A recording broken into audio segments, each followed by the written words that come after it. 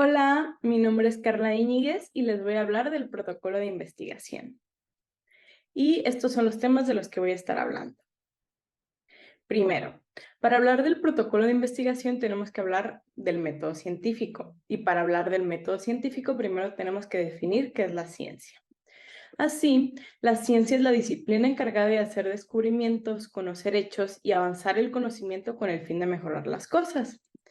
Entonces, el método científico es la forma especial y sistematizada del pensamiento y del cuestionamiento reflexivo a través del cual se obtiene el conocimiento científico. Entonces, el protocolo de investigación es un documento científico y legal que formaliza la propuesta de investigación y sus condiciones. Está formada por una secuencia sistematizada de apartados y describe el proceso dinámico de la investigación. También corresponde a una versión escrita del plan propuesto para investigar el tema de interés. Tinoco y Sáenz mencionan que el documento escrito presenta apartados que siguen una secuencia lógica. De acuerdo a ellos, estos son los siguientes apartados propuestos por la comunidad científica. Otra manera de organizar los apartados, de acuerdo con Hernández y colaboradores, es portada, índices, resumen, cuerpo del documento, introducción, marco teórico, métodos, resultados, discusión, referencias y apéndices. Y esta organización es en la que nos vamos a basar para la presentación. El resumen. El resumen es una síntesis del material del informe. Significa una representación precisa del documento. Existen dos tipos de resumen. El resumen indicativo, que recoge los enunciados principales del trabajo original sin entrar en explicaciones detalladas, y el resumen informativo, que informa sobre los contenidos explícitos del documento. Se basa en el esquema OMRC, que significa objetivos, metodología, resultados y conclusiones. En cuanto a su extensión, en el caso de artículos para revistas científicas no se recomienda exceder las 120 palabras. En tesis y disertaciones se sugiere que no exceda las 320 palabras y para reportes técnicos se sugiere un mínimo de 200 palabras y un mínimo de 350. La introducción y la justificación. El objetivo de la introducción es presentar el problema, objetivos, el universo de estudio y los antecedentes y la metodología utilizada. En la justificación se destaca la necesidad de realizar el estudio, su importancia y trascendencia y la contribución que tendrá los resultados a un conocimiento previo. La pregunta de investigación es de la que derivan los objetivos. Es el primer paso para planear una investigación, por lo que se considera el elemento más importante. Debe cumplir 5 características. Debe ser factible, interesante, novedosa, ética y relevante. Los objetivos describen el qué se pretende hacer y lo escogido para estudiar. Se derivan de las preguntas a las que se pretende dar respuesta con la implementación de ese estudio en particular. En lo general, se formulan 1 o 2 objetivos generales y varios específicos o secundarios. Los objetivos generales representan la solución concreta al fenómeno que se estudia, mientras que los objetivos específicos suelen ser de naturaleza más operativa y tienden a detallar la selección de mediciones, variables u otros fines específicos.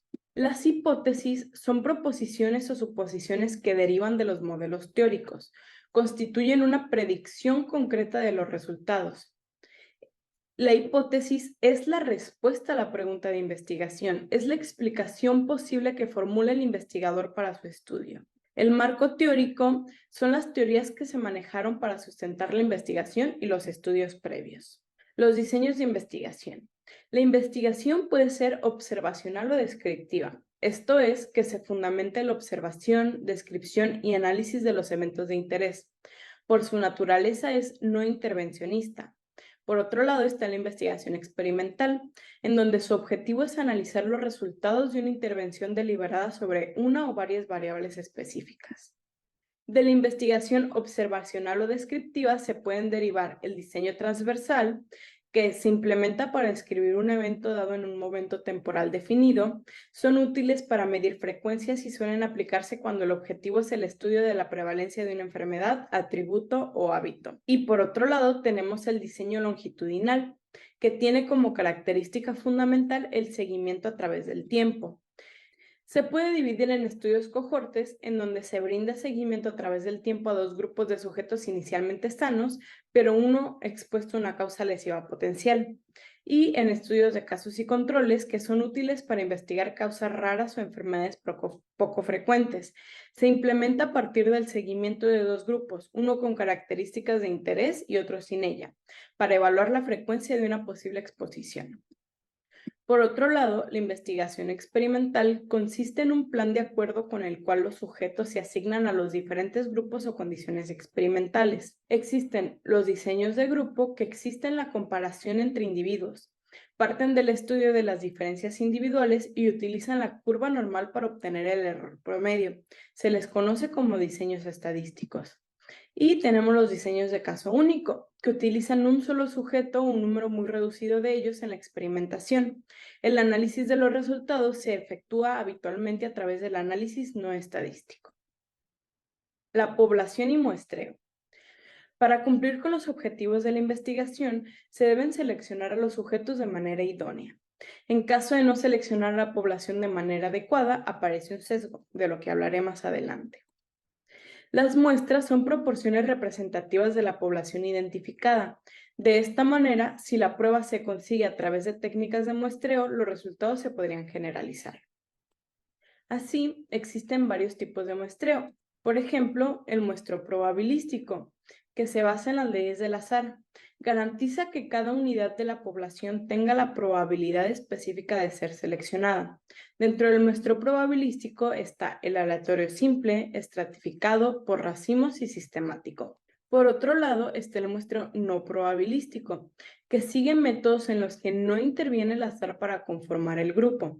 El azar está sustituido por el razonamiento estratégico. Dentro del muestreo no probabilístico encontramos el muestreo de cuotas o el muestreo intencional o selectivo. Las variables.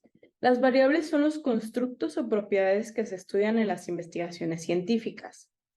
Es una propiedad que asume diversos valores. Una variable es un símbolo al que se le asignan valores o números. La manera más fácil de categorizar a las variables es como variables independientes o variables dependientes. La variable independiente es la causa, es el antecedente, es la que se manipula durante los experimentos. Las variables dependientes son la consecuencia o el efecto, es la que se ve afectada por los cambios en la variable independiente.